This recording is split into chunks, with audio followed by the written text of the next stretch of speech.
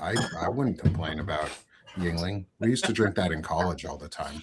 Oh yeah. God. I went to Carnegie Mellon for college the first time. Really? Yeah, I have a degree in music theory and composition from Carnegie Mellon. And I took private voice lessons, and I was in the advanced choir, and I was part of the choral program. I almost completed my minor in audio engineering and sound design, but I had burned myself out on other classes, so I was so freaking tired because I completed college basically in 2.5 years instead of 4.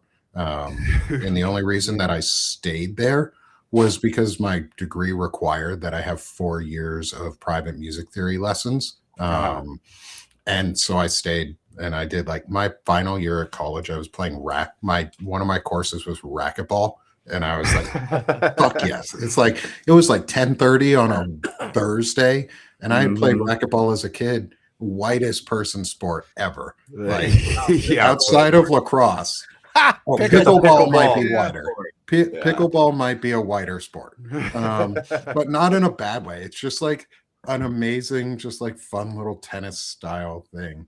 It's just a white dude thing with not too much athleticism required. Like we're not the kind that necessarily is going to go not play true, pickleball. Evan. You can, if you're not very athletic, you can hurt yourself really bad. Yeah, moving so fast. Is it mostly like hip injuries that you get from pickleball? Achilles, hip, core, quad, knee, everything. Getting into my late 30s, I'm the Achilles and all that. I'm worried about that quick movement and everything. It just takes one pop. Your body for it. Yeah. Don't twist it. I've had my knee do some weird shit, so I know how that feels. I felt my knee, the tendon right at my knee on the inside go like this, and like that's like a normal experience for me nowadays. And I'm just like, you know what? As long as it doesn't pop, I'm okay. As long as that part doesn't pop, I'm okay. That's your medial collateral ligament. Yeah, it doesn't have any support. Like my knee's all jacked up. I had 2 surgeries on my left knee in less than a year last year, basically, and then 1 on my right knee. So I'm up to 4 knee surgeries so far in my life. Getting old sucks, man. It does. Bro, my first knee surgery was at like 20. I think I was 19 or 20 when I had my first. I injured it playing soccer. I think Walter, how old are you? 50. Right, so I am the grandpa of the group here. I'm 55. I would have guessed younger. I would have guessed younger. So that's my South Florida living. This is what happens when you see the sun. He's got the tan. I got the tan going, the healthy skin. You know, these Wisconsin winters take it out of you. You go out just your face starts. I know. I grew up in Michigan, so I know it's like. Yeah. Like you get that time of year where you grab the steering wheel and like your knuckles start to bleed because it's so dry. Those days. I enjoy getting up out of bed in the morning and not having to worry about what clothing I have to put on each day. So it appears like we're frozen in Substack. No. I don't know if people are hearing us. I'm gonna ask if can y'all hear us, but okay. It seems like they can hear us, but maybe our pictures are in weird spots. So try not to make too many weird faces today. Back in? No, we'll be all right. I think we'll be all right. If they can hear us, that's all it's for. As long as they can hear us, we all have see ourselves anyway. Yeah, like just put this in the background, just while you're driving, listen to 4 dudes talk about a bro show and do some intelligent masculinity today. Yes, because Evan had a pretty shitty fucking day yesterday. Dude. It was a pretty shitty day. Pretty shitty last couple days. So basically the rundown for everybody is, all right, so I'm an Army veteran. I have my issues and everything. I will fully admit that. I am not easy to deal with. Mental health struggles are not the prettiest thing in the world most times, and those can cause stressors in a marriage. I will be the first to admit that. But the wife and I had regular problems with that and everything, just like normal, I guess you could say normal screaming matches and stuff. as normal as you can get. But I thought that things had been good and everything. You know, I've made a concerted effort that I go to therapy, I go to my medication management appointments, I do like everything that I can to be like, how are we going to make us better? How are we going to make our lives better? You know, like I went back to school, like I'm doing writing, I found something that fulfilled me and everything. But there was always this kind of like I was super excited about it, and I was super excited about getting better and everything. And it was kind of like I would get like taken down a notch to where I could be at that same level and stuff. And I don't know if I was just caught up in like, yeah, everything's going to be great. Like, you know, we've built this life together and everything's going to be okay. But I mean, I guess she just wasn't happy and wasn't prepared to deal with like the reality that was starting to show. You know what I mean? Like I was getting settled in my own way, where I think like when I was going back to school, she was expecting like, oh, he's going to get this, he's going to go out into the world and get this job and like work for the state or something, or he'll become a lawyer and I'll get to stay at home. And it's my turn to stay at home now and hang out and take care of the pets, because I mostly did school from home and everything.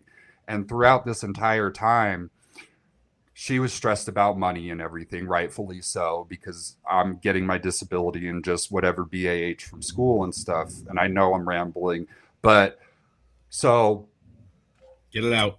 there was Yeah, this let it out, man. This is for expectation you, brother. of like, Evan's going to get a master's degree and I'm going to be taken care of. And like, we're going to sell this house that we have right now and we're going to move into a better house and I'm going to get to stay at home with the pets, because I mostly did school from home and everything. And I was at home all the time, took care of the pets, took care of everything around the house, like laundry, cleaning, all that stuff. Well, she worked at times 2 part-time jobs to make it full-time, but mostly worked part-time. And then she was going to school the last couple of years to like get into nursing school and everything. But things had been like off iffy and stuff, but lately they seemed fine. And on what's the 16th, so 2 days ago, that would be Tuesday, woke up like a perfectly normal morning and everything was good. We had talked about what we were going to do today. Like I had some writing to do and she was going to go do Christmas shopping and stuff. And she was downstairs in the living room, and I don't ever go through her phone or anything. Like it was never a concern to me at all. Like I'm a trustful person and everything. But I grabbed her phone to like, you know, the notes section on the iPhone. Like I was going to create like a little note in there, like, hey, I want a XL red Yeti cup and I want some shirts, but like, make sure you get the tall sizes. And she was like, what are you doing? And my fucking heart dropped. It was like the immediate, like I've seen this on social media before. I know this reaction. I know what's going on. I was like, wait. I was like, this can't possibly be right. You wouldn't do this. You know what I mean? Like, I know things have been bad, and then she started getting more and more anxious and everything. Mm-hmm. So I like went to the text messages. She's like, there's nothing in there. There's nothing in there. There's nothing in there. And so I went into the messenger, like the Instagram, Facebook messenger. And it was like, I saw something like, are you sure he's not going to find out? And I was like, yo, what the fuck? Like everything I've been doing, and this is when it all came out, like everything I've been doing. I quit drinking for you. I went to therapy for you. I went to TMS treatments for you to try and get better and make myself happier and do better. I went back to college after I got out of the Army. I got a master's degree because undergrad degree wasn't going to be enough for me to get the kind of job that was going to change our lives and give us upward mobility and everything. So as all this is happening, yes, I'm struggling with mental health things, but when you're in a marriage, those are the kind of things that you nurture and take care of because you see the potential in somebody. You see the potential in me busting my ass to try and give us upward mobility. And she it was just, no, I never cheated on you, blah, blah, blah. You're just talking, this and that. That part I believe. That part I do believe. But then it's like, I start questioning everything. And I'm like, so you're just running around like a whore on me and all that. And I freak out. But then, like, I noticed myself starting to freak out. I call my parents. Like, the same thing you were talking about, Eric, is that, like, I was like, all right, I have to be safe right now. And I have to have somebody, like, watching what I do to make sure that I'm okay. But then she's like, I can't fucking do this anymore, blah, blah, blah, blah. I'm leaving. She takes the only car we have, leaves, turns the location services off and everything, and is like, then texts me like 3 hours later and is like, you and your parents can pick up the car here. It was at the police department downtown. Like, she had sent messages to her friends and stuff that, like, I'm some monster and she had to leave and everything. And she fucking took off to California. Like, her family sent her money and she went back. She's staying with, like, her brother right now. Like, I texted her this morning and was like, just let me know you're okay. And she was like, I'm with Robbie. And I'm like, you don't just get to fucking pick up and leave. You know what I mean? And leave me holding the bag because things got too tough for you, or like Evan wasn't enough if Evan's too much to deal with, if I'm fucking too much to deal with, tell me that. Have a conversation with me and be like, this isn't working. Like, we need to take steps for us to move on. And I'm perfectly fine with that. But I feel betrayed, and I felt especially betrayed yesterday because it's like, I'm not perfect. I am not perfect by any means. We got in fights and I name call and all this other shit. You know what I mean? I'm not perfect. I have issues and stuff, but where I get frustrated is I did everything to, like, try and make us better. You know what I mean? And then to just get bailed on after that, it's fucking heartbreaking, man. And you get stuck with a 2,600 square foot house and you're all alone and you've got fucking animals, and now you're down to one source of income, you know what I mean? And you've still got all the same bills and shit. And it's like, do I be vindictive and protect myself and wait and, you know, take legal routes because I've been abandoned, or do I try and make this as empathetic as possible? It's Hence the need for the cast today. Yeah. Why we came together today for a bro talk. Yeah. So, Evan, let me ask you a question. Go ahead, doctor. Huh? How many years were you married? It'll be 10 years and 3 days. Okay, and then together, how long together? Just a little over that. Like, we knew each other. Like, it's a complicated situation. So, like, I grew up in a small town in Central California. Like, my parents were military. We lived at the Air Force Base there. She grew up in that same town, but went to high school after her parents got divorced. She went to high school down in Orange County. She moved back to that town after high school. That's when we met and everything. But we were, like, in different social circles, kind of. And then after I had joined the Army, that's like when we got together. So, like, 5-6 years later, and then we got married like the next year. So we had known each other and, like, known, like, who the other person was, but not like the intricate details. We definitely jumped in fast into the marriage and relationship and everything. I think that's the story of a lot of Army marriages at the beginning. Like, I know my wife and I have been married for just over 10 years, going on 11 in a couple months.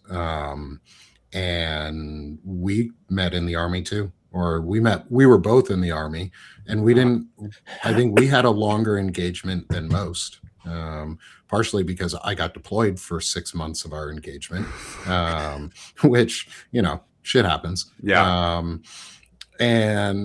But I think it sounds like there were already issues for you, and it feels to me, one of the things I've noticed, and I like making these sort of like counseling sessions sometimes too. Like Yeah. I go through a lot of therapy, so why not have group therapy with my friends? Right. And without a therapist where somebody can't tell me I can't talk about things, or that we can't discuss this later or repost it. So with all of our permissions, we're talking about it. It's $2.50 an hour.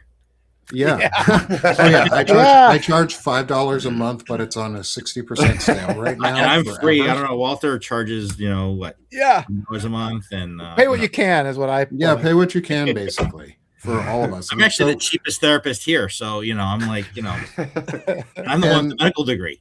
Yeah, and I don't have a medical degree. I have a music degree and a which is just as computer important. science degree. Which is just as important. It is. Creativity is really important, and I think it's just the big thing that I'm getting out of this is there were some issues before, but it sounds like to me as a friend, it sounds like you're putting a lot of still emphasis on what you did for both of you rather than what you did for yourself. Yeah. And I think you need to focus on too is like you did all of those things not just because of her or for your relationship, but because you wanted and needed to do them, and they're bettering you. And I think right now is really a big thing about that. It's like you're coming on here being willing to be vulnerable with us and all the people who are listening to us, and talk about this. Like that takes a lot to be able to unpack this, and talk about it rationally in a wise mind, as my therapist would call it. Evan, you smile because it sounds like you know what I'm talking about. Yeah, I got therapy at 3:00 this afternoon. We're gonna kick it up to like twice a week. Trust me. And that's, that's amazing. Walter, step in. I'm so glad you said that, Nick, and I've dealt with depression and, been married a long time, and there's always moments you have to go through. And I found it's so easy to get caught up in that thinking where you're saying, well, I did this for you. And that's not really true. You did do these things for yourself, and that you should be applauded for working on yourself and make yourself better. But if you allow yourself, and this is my experience with depression talking, depression is when you just fall into that dark, dark place where you're thinking these things that just keep building on themselves in a bad way. So it's really important for you at this moment to try to avoid those patterns, and think about things that are a little bit more like, and you should be proud of yourself for the things that you've done and say, I've done these. And if it's possible, we should start saying, and thank you for being a person in my life who helped motivate me to do that, even if this relationship has ended now. But I also wanted to add too, whether it has or not, maybe it hasn't. And it's good to keep that possibility. But I also want to add this year has been a pressure cooker for everybody. I'm sure for your wife too. Like the women have been just under attack, constant fucking attack by this government, the fucking asshole in charge. And you can blame that guy because he's created this situation. Relationships are hard under ideal situations. We have a guy like that who attacks people. And then on top of that, the pressure of the holidays is extreme. And so I would my first thing I'm thinking is like, just try to get through to the new year. Think about things that would make you happy. I mean, what would make you happy right now? Like put the whole relationship aside, focus on your own health and happiness for this moment. Going to the gym, going for walks. If you like playing video game, whatever you like to do, but just be happy for a little while, kind of let things simmer down, and then maybe kind of revisit. So those are my first thoughts as we get started now. That's the main thing. And that's the battle with mental health. You know what I mean? Is I have these moments of like, dude, you've built this fucking life for yourself. And like, you have these opportunities, you made this shit happen. And maybe she just wasn't ready to do that with you. Maybe she wasn't capable of doing it with you. Maybe, you know what I mean? Like I recognized and I saw it. If I'm not lying to myself, I saw that I was making, We lost him. We should get him back. I'll be right back, guys. Just off. I'll be right back. I was making like upward moves and stuff and like trying to get out of the situation I was in and trying to feel better and everything. And you can't force somebody else to deal with their trauma too. You can't do it. You know what I mean? And I'm proud of myself for getting better. I'm proud of myself for working on myself. And doing the work and all that. And Walter, you make a great point, is that you've got to keep telling yourself that, because keeping those thoughts, because I'm good as long as I'm talking to people, I'm talking about things or thinking about things that are like making me happy and stuff. Yeah. I just, that dark place, nothing good is going to come from that dark place. So there's a point, and I know where Evan's been because I've been through this. I was divorced, 14 years ago, and was very fortunate to find my true love second time around, and she's amazing. And it's very, when you're going through this process right now, Evan, the biggest danger is kind of where Walter was talking about. He was talking about depression, but I like to call it quicksand. Yeah, good word. Because it's a mental quicksand. It's not, you're not in a depressive state. It's situational anxiety and situational depression, but it's really what it is. It's self-induced quicksand, because you start going down, and the harder you try to swim, the harder you try to get yourself out of it, the deeper you sink, and there's nothing to grab onto, and you feel like you're alone, and there's nobody there to help pull. And all you really need is somebody to throw you a vine or a branch and just to help pull you up enough so you can pull yourself out of it, right? That's why I had messaged Nick yesterday, and we suggested that we do this. So we be that branch and that vine for you to pull you out of whatever quicksand you were going into yesterday, and to find that healthy space. And I think right now you're dealing with betrayal, which is literally like the worst emotive issue to deal with in a relationship, because it was somebody that you had entrusted your entire life to, your monetary life, your psychological life, your physical life, your emotive life. Families are intertwined. It's just, and it's a destructive event, and you may not know all of the facts of the infidelity at this point, and that's okay. But the fact that there was infidelity and she found solace or emotional support with somebody else is not your fault. That's hers. Okay. From a guy's perspective, and apologize to chat world with all the women out there, at this point, Evan needs to be his own man, and he's got to stand on his own feet, which you've been doing that. If your wife didn't understand that about you, then she never really got you in the first place, and she never truly understood you to begin with. And I think it's real important going through this process that you not so much look introvertedly at everything. It's not about you, that it wasn't you that caused this. Okay. Because you had done all the things you're supposed to do as a husband, to try to make the relationship better and to improve your marriage, improve your financial standing, your financial life. You're trying to move forward. And yet the emotional the emotional betrayal is actually worse than physical betrayal. Yeah. And maybe I'm hoping that maybe you and your wife will get to a point where you can do the counseling together and try to, work on your marriage and rebuild that trust again. Hopefully, but that's got to be a decision that the two of you literally need to get to, which you both need therapy. I mean, it's to get past this point, and you can't do it by yourself. And and the thing, like my therapist told me, like because I started seeing like a new therapist the end of last year, somebody that really deals with PTSD and trauma and everything. And she was telling me that once you get to about 35, there's like a road that you can take. You can either deal with your shit, like trauma that you've had and everything, and you can process through it, or you're going to take the road of you're going to keep protecting yourself, and you're going to keep like practicing, like burying things. And usually that ends with like addiction, further problems, everything. You know what I mean? And that scared the shit out of me, man, because like as soon as I got out of the Army at, I believe 16, I was 28 when I got out of the Army, and it was like 6 months of, I recognized like, fuck, I'm not doing good.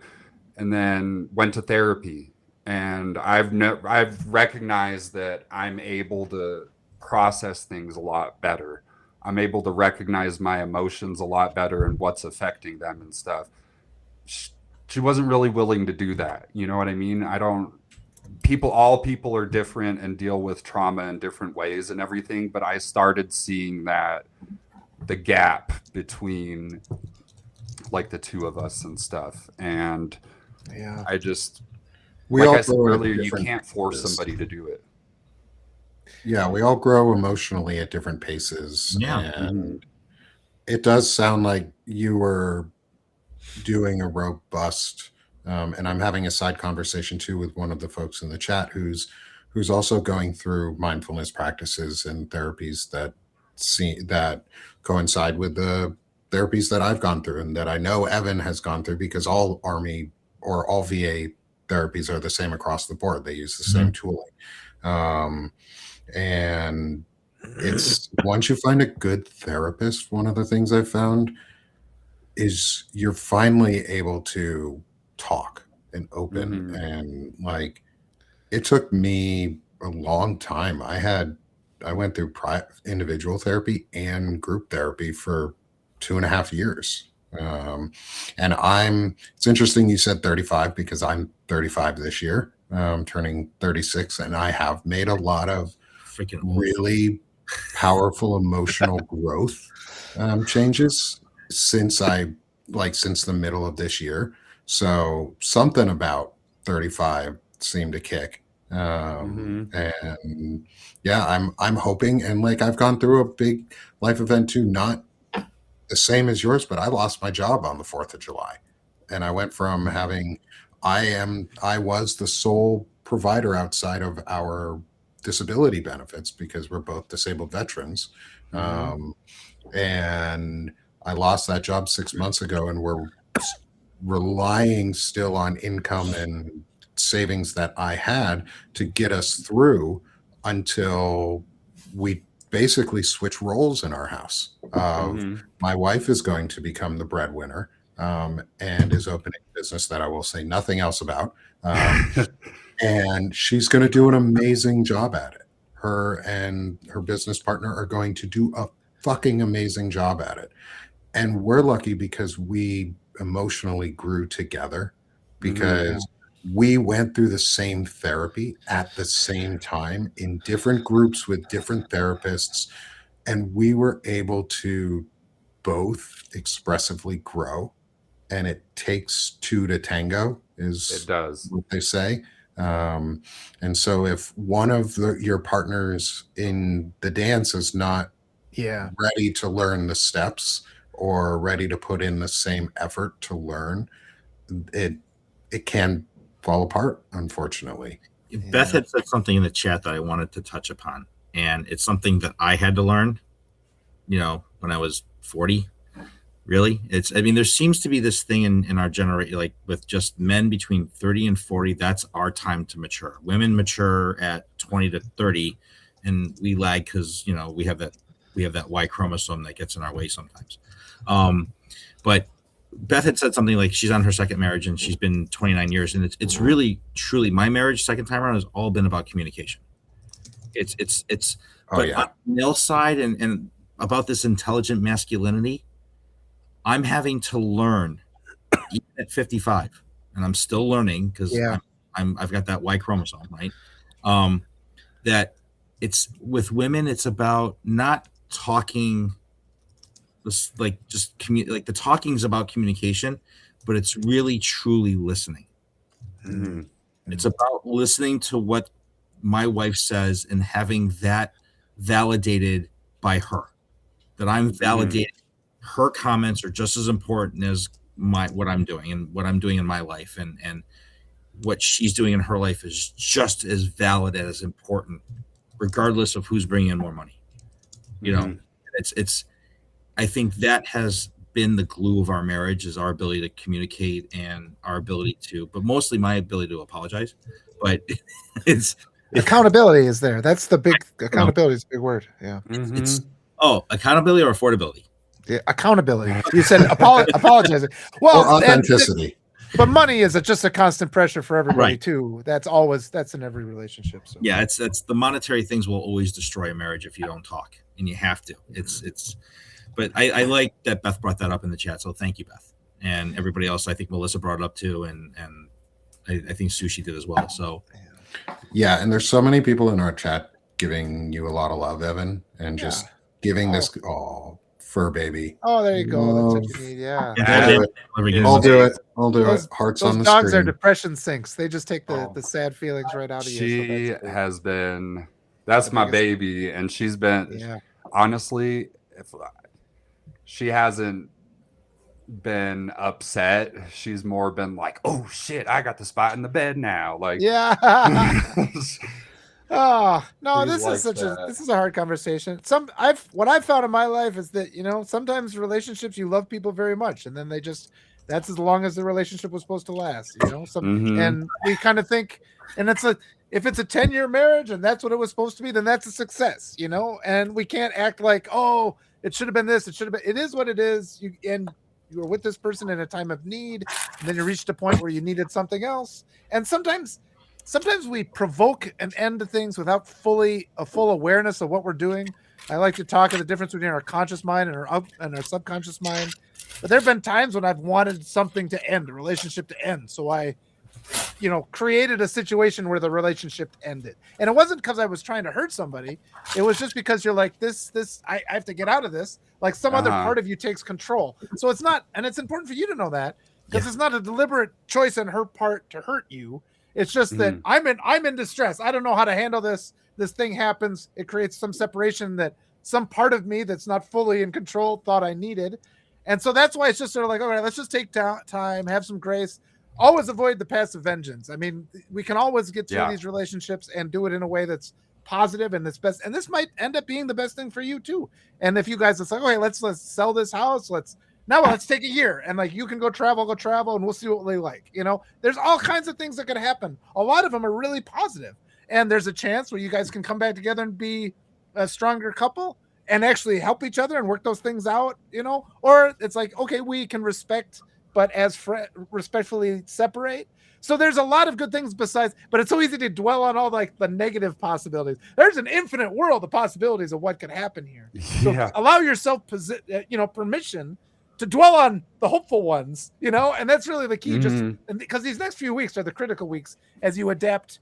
It always takes a while to adapt to the new. It's like, bucket of water right in the face. Oh, just wait for a second. And then it's like, okay, now things make sense. Once you've had a couple nights to sleep on it and kind of adapt to your new reality, but you can also grieve and allow yourself to cry and be sad for some of the things that are changing. Yes. And you have to. You got to let yourself go through the process of it's a loss. Your marriage is potentially dying, right? You're going to go through your stages, and it's important to embrace the stages and to work through your grief process, because otherwise it becomes you're going to wind up derailing and self-destructing, and it's not the pathway we ever want you to see. We don't want you to go down there. The power of emotionally intelligent men to like lift each other up. You know what I mean? It's just like, this is such a contrast to, because I was thinking about it last night. I wrote like a little piece that I'll put out later, and I was like questioning mental health and like how we grew up, especially as millennials, like kind of at the start of the internet and everything. You grow up learning to repress your feelings, and like the bullying, even within friend groups, when your friends call you a pussy for acting feminine or like expressing emotion or anything like that. And I was thinking about like Joe Rogan and like those type of dudes last night, and like if I would have gotten on like, I don't know, Twitch or some shit like that, and they would have been like, you fucking pussy, you're crying about your divorce and everything. But instead, I got a bunch of emotionally intelligent dudes helping me out and honestly getting me through this shit, because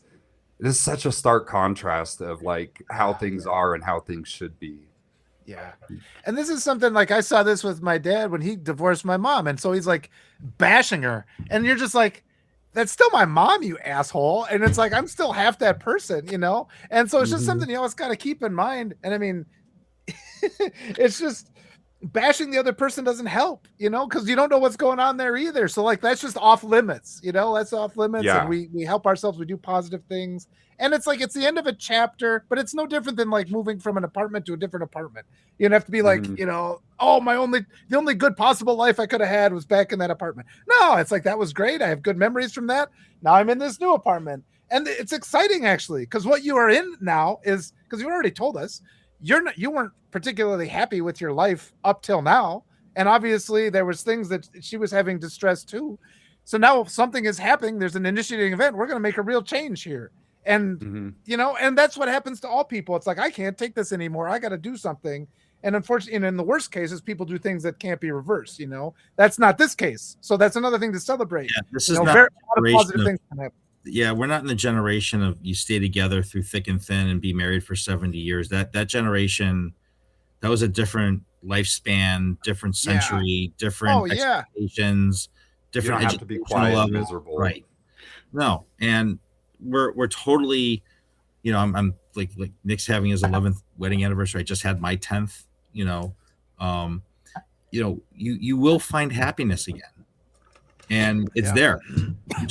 And by being more emotionally open, I think that definitely draws the right type of person to be attracted to you. Yeah. And I'm hoping that you'll always have a civil relationship with your ex-wife. We always hope for that. Unfortunately, with my ex-wife, that's not happening. And what it is, right?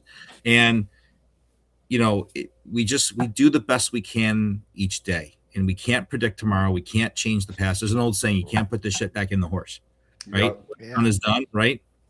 But you can make smarter, I always tell my patients, like, you have a choice to make, right? You can choose to have a decision that has a good outcome, or you can make a decision that has a bad consequence. But I also have another famous saying is that sometimes no decision's the best decision. Yeah. Right. And right now, that's what you need to don't make any major decisions. Right. Yeah. Calm. Yeah. This is when you sit and you just hang out. Yeah. You're not a duck on the pond. Go watch the movies you want to watch, because there's no discussion about the remote control right now, right? Go play video games. Turn on whatever you want. Go to the sport bars. Well, your music I could just open these doors. But sing naked in the house, run around, do what you want, man, for a little while. Dude, I was thinking about it. I haven't had a night by myself in this house in at least 5 years. At least 5 years, because she went home to a funeral a while back. But I think the thing that no major decisions or anything. And the thing I'm trying to remember is stay fucking mature and don't be petty. Don't let your internal feelings, if you get into that quicksand mode, don't freak out and reach out for her as the lifeline. A thing that I did this morning that I was fucking nervous about it and it made me feel better was I just text her and I said, just let me know you're okay, because I hadn't heard from her. I don't want to get into anything else. Just let me know you're okay. She said she was with her brother, and all right, I feel better now for the rest of the day. Really I know you're safe and you're with somebody who I know and who I know is taking care of you and stuff. And we can just fucking do our own thing right now, and we can worry about the rest of the shit when it comes. You know what I mean? You have a right to work this out. You have a right to work it out and think about it for a while. And that's really sweet what you just said. I think that's a beautiful thing. And that's the other, there was this episode of Northern Exposure that comes to mind where in the show, but in the show, he's had this long-term relationship and then she leaves him for another man. And then she comes back a couple years later and she's just like, I'm sorry. And I don't know why I'm here. She's like, I don't know. And then it's like, well, we're not going to continue our relationship. She's like, well, I guess it was worthless for me to come here. And he says, no, you gave me back all those memories of those 10 years we had together. That I cut that off in my brain and now it's back, and it's just, I thought that was a really beautiful sentiment, because it's like, this is a major part of your life. So the temptation is to just be like, it was all that person's fault and just heap on him and be angry. Nothing good's going to come out of that. The fact that you're just saying, look, I care about you. I'm, this wasn't going to work anymore, whatever. And it's like, but I still want the best for you. And I still treasure those times we did have together. That's a really positive place to be, I think. I also think you've already started the empathetic path that you were Yes. talking about, rather than the vindictive path or spiteful path, and Yeah. that's You'll good. feel better. It'll make Yeah, you you're gonna better, feel a too. lot better because hate makes you mad. Just makes Like, you hate angrier. hurts. Yeah. And And it one of the drains things I you found too. too, Yes, it does. Yeah. one of the things I Exhausting. found too is like if you're in a, at least for me, what works in my marriage, other than the fact of communication, is I realized, and we talk about it this way, is we don't each make each other happy. We add to each other's happiness. Yeah. I Mhm. independently make myself happy, and my spouse and my kids add to that happiness.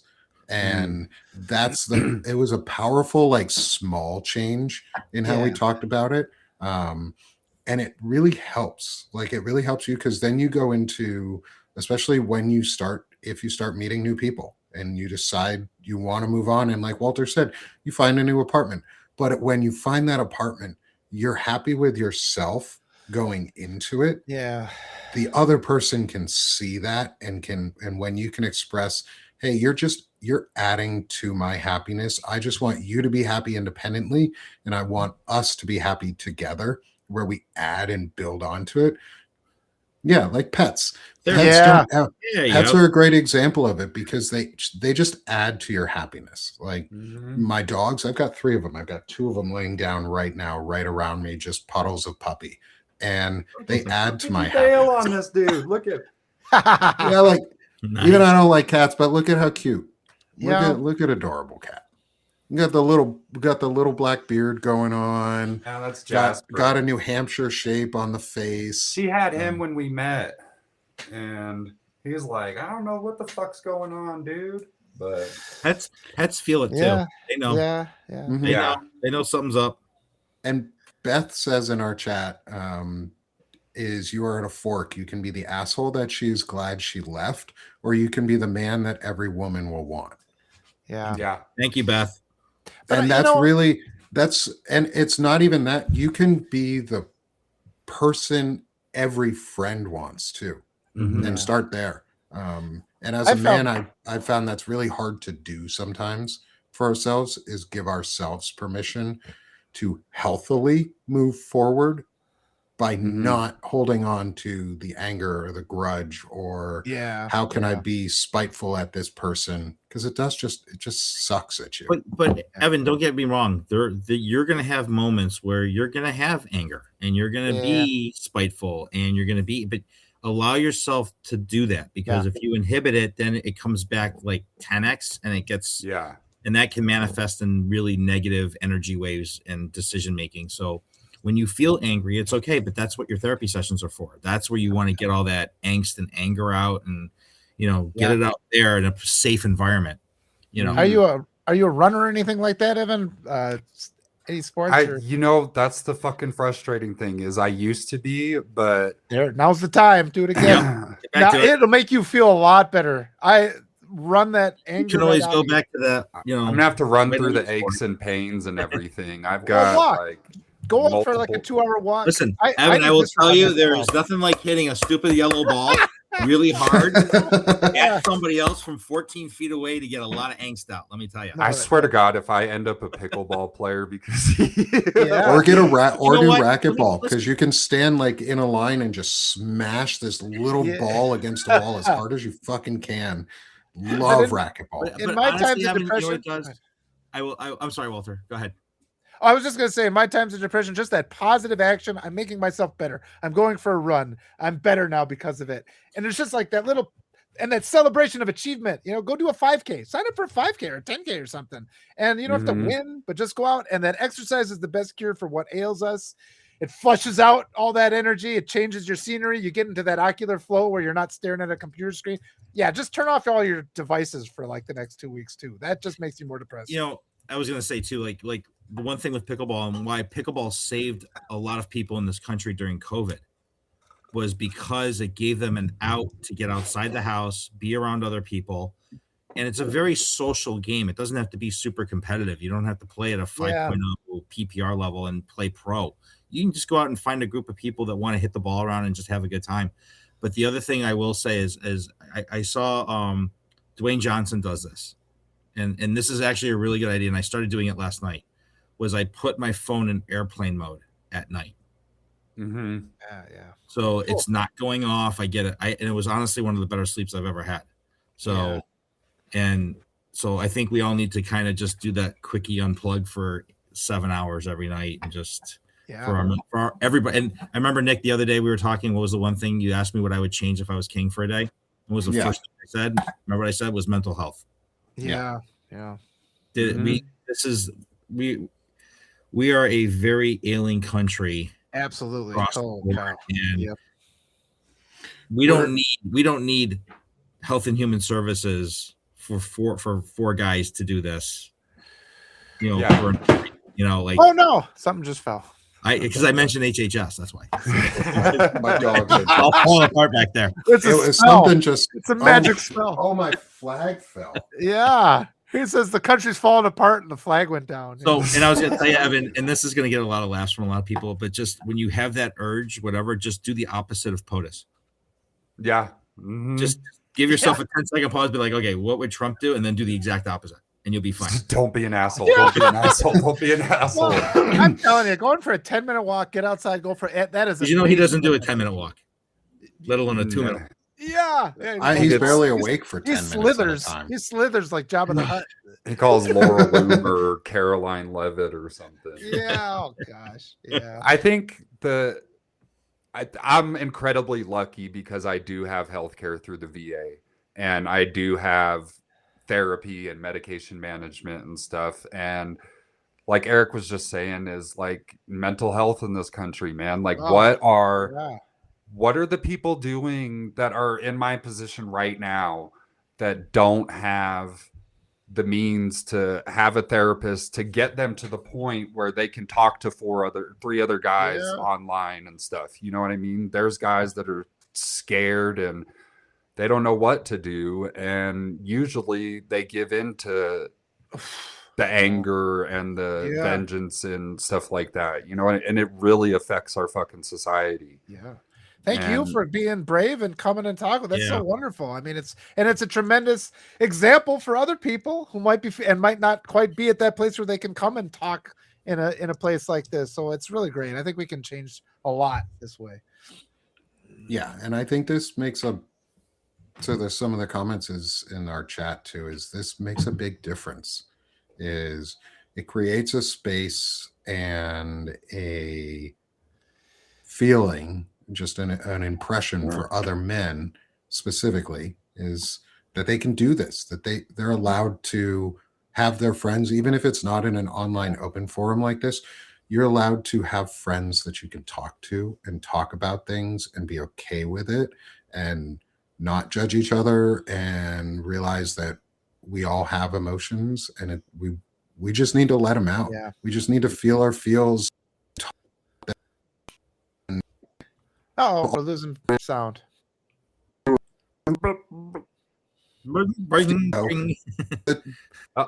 point of the Bro Show is not exclusionary. There we go.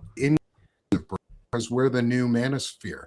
This type of thing is like what the sphere is. Like, that's a big thing I'm trying to do with, especially with Sick of This Shit publication side, is like a manosphere that doesn't suck, that isn't toxic to each other, and is positive and builds empathy. Like, it's built in. It's part of what we do just because it makes us feel better. And you should be okay admitting that you like making yourself feel better. So go do things that make you feel better. Like Ben and Jerry's. Listen to what Ben and Jerry's had to say. I'm a Vermonter, so I'm going to promote Ben and Jerry's. So go buy their ice cream. It's fucking delicious. I used to thrive on that stuff when I was a kid. The Ben and Jerry's factory was only like 30 minutes away from us. So all my friends in high school, I'd have been 500 pounds. All my friends in high school worked there. You're out there swimming in the vats like with the Oompa Loompas. Oh my God. It sort of is. Like, you walk home, they have a freezer that every employee can walk home with 3 pints a day. Oh my God. Factory seconds. So we had freezers full of Ben and Jerry's growing up. And when you say factory seconds, it's like there's an air bubble in it, or there's too much filling, or there's not Yeah. quite We enough. God accidentally put forbid. twice Yeah, as like much too much stuff. filling. Ooh, Yeah. what's wrong with that?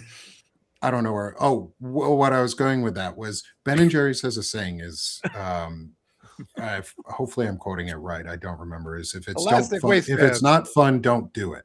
Mhm. Mhm. And so, like, we need to be. There's so much bullshit, like telling us we have to be mad about everything Yeah. when none of it's true. Nope. Like, Yeah. we don't have to be mad about any of the shit we're told to be mad about. And in fact, we just have to do the opposite of what they're telling us. Is I'm not going to be mad about nonsense.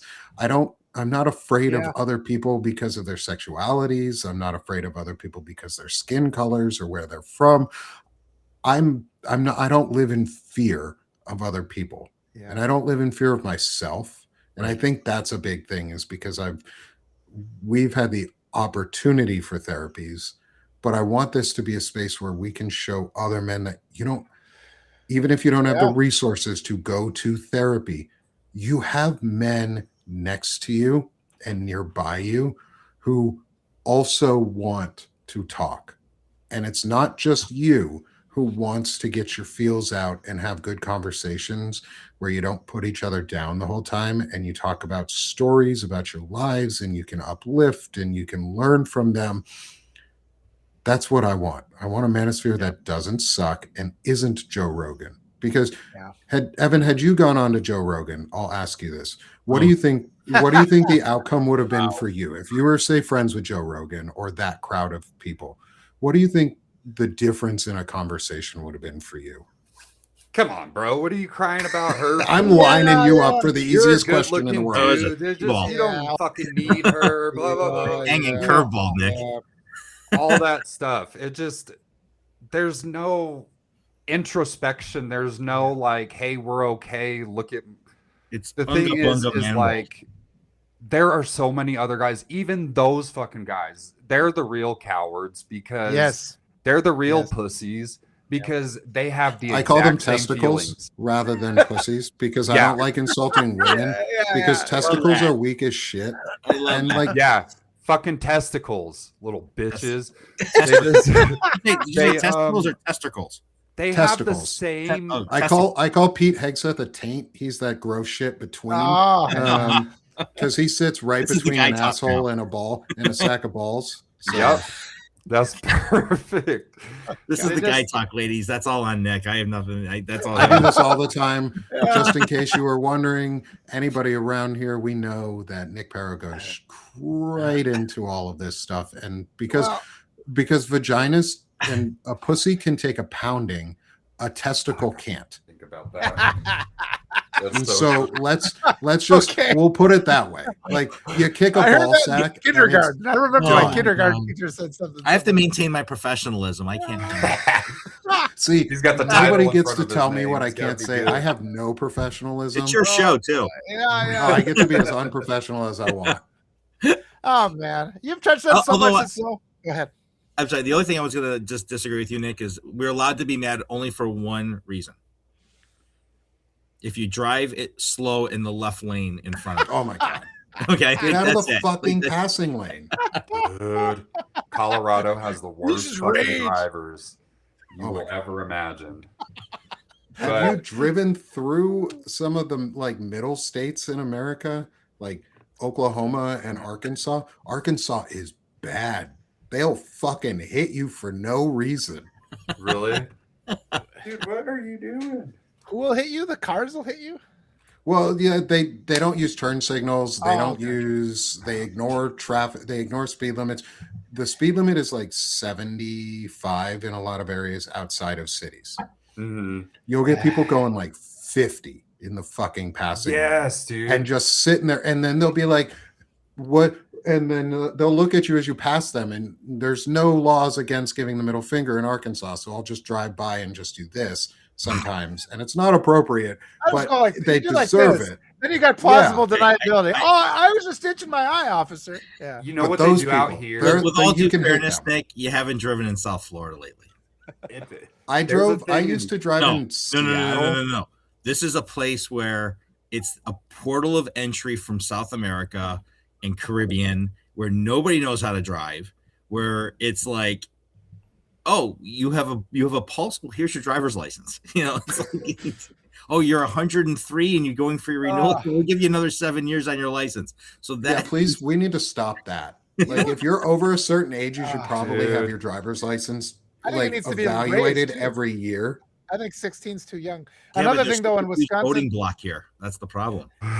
Another thing in Wisconsin is we got this 4-way stop. So you pull up, and then people are like, oh, even though it's their turn, they're like, oh, you go, come on. And then You're like, both "Now you just end up fucking going, and then go!" you both stop. Oh, that one gets, when people are being polite, it's like, motherfucker, just follow the rules of the road. Don't be polite. Don't do me a favor. Because when you start fucking with it, we all crash.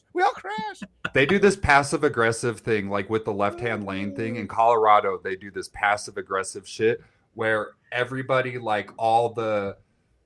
they're all like the evangelical type people here in Colorado Springs. They put please be patient, student driver. They put those bumper stickers on the back of their car. But then when you get up to like go around them, you're thinking it's going to be some 16-year-old kid that doesn't know what they're, and it's like a 50-year-old lady. Yeah. And you're like, yo, you're not a student driver. What are you doing? Well, they might be. Some of these hyper evangelical folks have not allowed their wives to learn how to drive. So shit, that's true. They could be new drivers. You need to tell them to get out of the fucking left lane. Everybody needs to get out of the left lane. I'm a huge fan of roundabouts, though, because I've lived in enough cities where they don't have them, and you just sit there and you're stuck and fucking miserable. Unless you're in Arkansas, and then they put roundabouts in random ass spots that don't fucking need them because there's no buildings there. There's three. It's a T intersection, and you put a fucking roundabout. What are you doing, Arkansas? Get out 2 of cars here. a year. Spend money did something on schools instead. We need those, or fill the potholes, or teach people how to drive and So live. they did something weird up here by me. They actually took one of the main arteries, like a 4-lane, 5-lane, 6-lane divided main artery. And as you go over I-95, they made a diamond. I don't know if you guys have ever seen this, where you actually go on the opposite side. Oh, yep.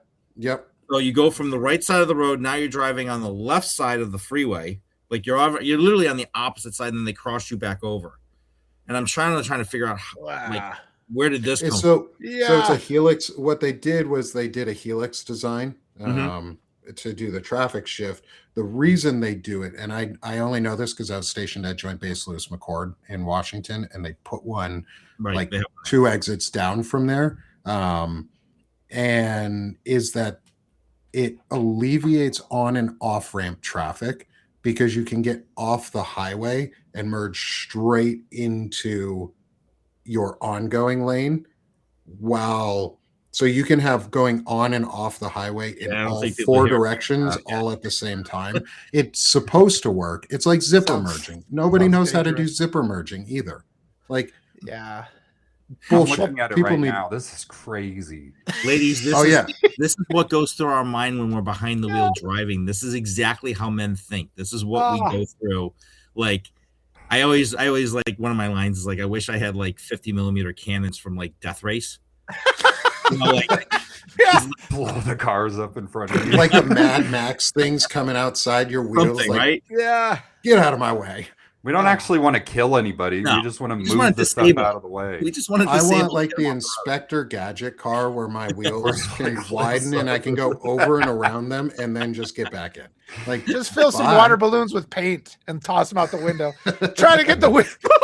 They're driving. And if you have and another person you can hate is if you have a sports car and you drive like you can't drive. And like you're going 12 miles, 20 miles under the speed limit, like, get out of your sports car.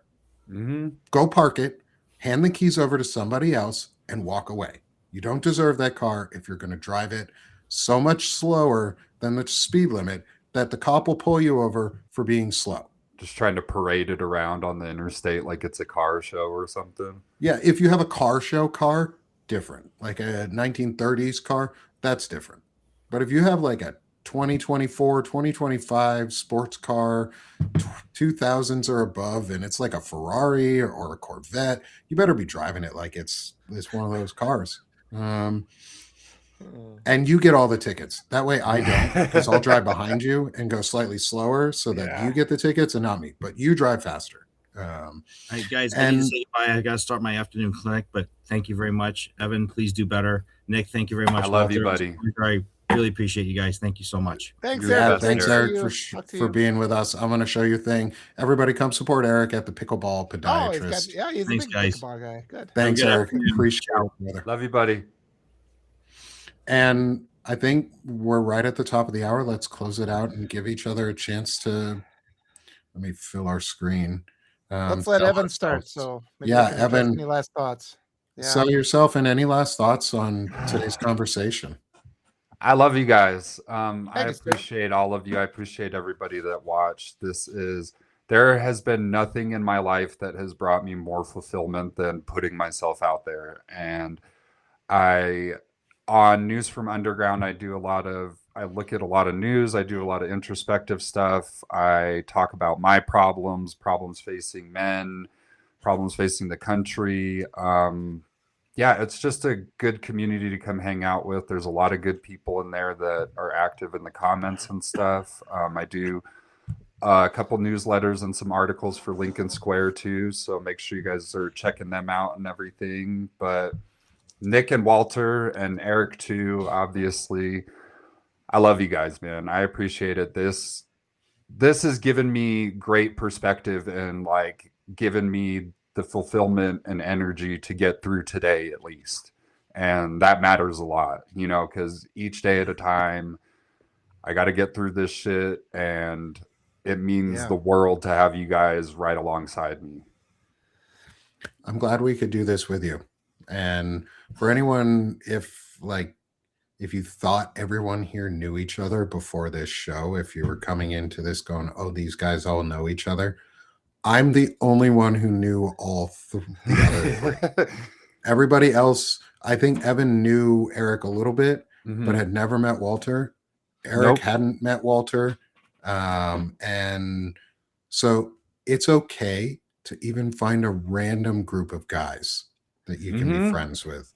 And that's how we do this. So go join Evan, subscribe to his work, help support Evan's work, especially right now too, not as a sympathy, but as a reward for being an intelligent masculine man who's coming out here and putting himself out here and who's willing to do this, help grow his community so that he does this more. Because I'm going to ask Evan, I know you don't want to put the video out from yesterday, or you talked about maybe not putting it out, but I would encourage you to maybe put clips of it. Oh, it is? Yeah. I was going to say, I encourage you to put it out, because especially and even link it to today's, to show like this is what growth can look like for men and how we can talk about this together. And go support Evan. He's awesome. And everyone's shown you so much love today in the chat, and all of us love in the chat. So thank you everyone for being here and doing that with us too. Walter, how about you, brother? Oh, I love you guys. This is so excellent. Evan, I'm so impressed that you came out and had the courage to talk like this, and it's a forward positive step. So congratulations to you. Are you a Dostoevsky fan? He has a book called Notes from the Underground. So that's exactly what it was. Yeah, I knew that would be. So that's fantastic. We got that in common.